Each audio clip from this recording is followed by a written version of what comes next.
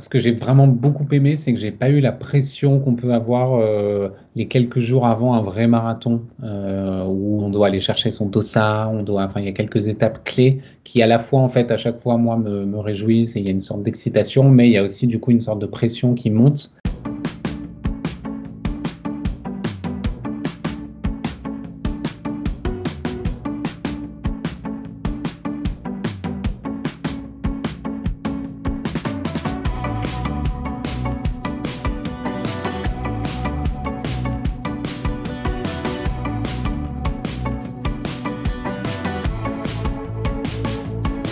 J'avais un peu une appréhension.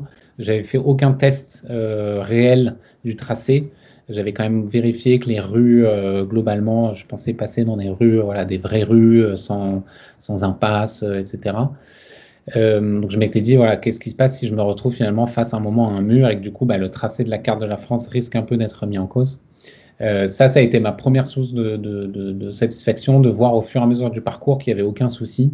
J'ai trouvé que c'était assez simple de suivre le parcours, malgré un peu l'inconfort de la chose, parce que j'avais mon téléphone dans la main. J'ai mis à peu près 4 heures, un peu plus de 4 heures au final à faire tout le parcours.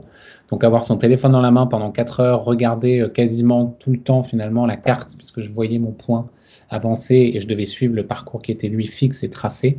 C'était pas hyper confortable, mais c'était voilà, la seule solution la plus simple. Le parcours a été vraiment sympa. Enfin, j'ai découvert, parce que je connais pas tous les quartiers de Paris, des quartiers vraiment sympas, des petites rues. Voilà, c'était rigolo de tourner, parfois de faire demi-tour alors que j'avais avancé dans une direction et puis je repartais complètement dans l'autre sens, dans la rue d'à côté. Et après, les petites anecdotes que je retiens, c'est surtout des échanges. Alors, c'est parfois juste des simples regards, mais il y a eu quelques encouragements avec des gens, que ce soit je sais pas, dans la rue, parfois des commerçants. J'ai traversé le parc Monceau et le parc des Buttes-Chaumont et j'ai eu du coup deux, trois échanges. Alors bref, évidemment, parce que je courais, mais avec des gens, avec deux, trois musiciens qui jouaient de la guitare. Donc je leur ai fait un petit signe pour leur dire que c'était super. Ils m'ont encouragé. Ce que j'ai vraiment beaucoup aimé, c'est que j'ai pas eu la pression qu'on peut avoir les quelques jours avant un vrai marathon où on doit aller chercher son dossard, enfin, il y a quelques étapes clés qui à la fois, en fait, à chaque fois, moi, me réjouissent et il y a une sorte d'excitation, mais il y a aussi du coup une sorte de pression qui monte.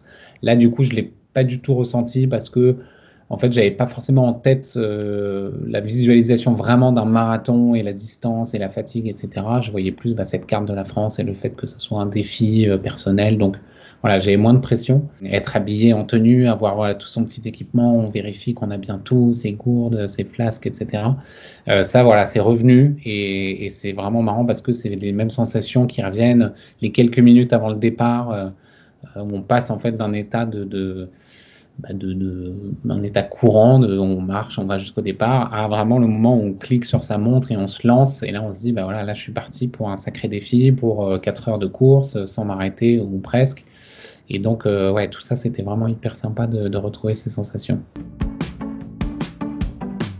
J'ai pensé à cette course il y a quelques semaines en me disant qu'il fallait que j'ai un défi un peu intermédiaire, une course intermédiaire avant mon échéance donc de fin août sur cet aspect de carte, donc de GPS drawing. Donc, elle est venue pareil en repensant à toutes les courses que j'ai pu faire ou que je vais faire de trail. Je me suis dit bah, finalement on fait des courses un peu partout en France.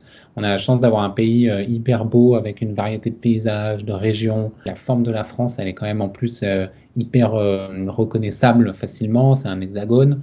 Pourquoi est-ce que je ne ferais pas, moi, un peu un tour de France? Il y avait ce côté clin d'œil de ne pas pouvoir participer à des courses partout en France, mais du coup de faire un peu mon tour de France à Paris. Au début, je m'étais dit que j'allais faire 37 km puisque c'est mes 37 ans. Et puis je me suis dit, en fait, un marathon, là aussi, ça parle à tout le monde, même quelqu'un qui ne fait pas de course à pied. Le clin d'œil est sympa parce qu'un marathon, tout le monde sait plus ou moins que c'est 42 km. En tout cas, le mot marathon parle. Et du coup, je me suis dit que ça serait aussi un message finalement assez sympa.